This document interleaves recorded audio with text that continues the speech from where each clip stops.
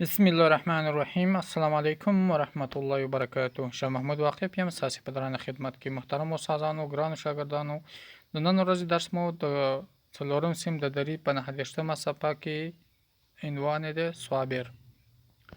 توجه وکړئ عبارت ته. صابر یک بچه پاک است. او هر روز صبح مکتب می رود. صابر خوش دارد صنف خود را پاک نگه دار.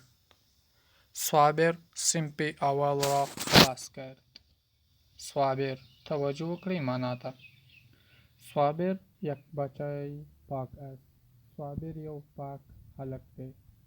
او هر روز صبح مکتب می رود. هغه هر سهار ښوونځي ته ځي. صابر خوش دارد صنف خود را پاک نگه دار. صابر خوښوي چې خپل صنف پاک وساتي.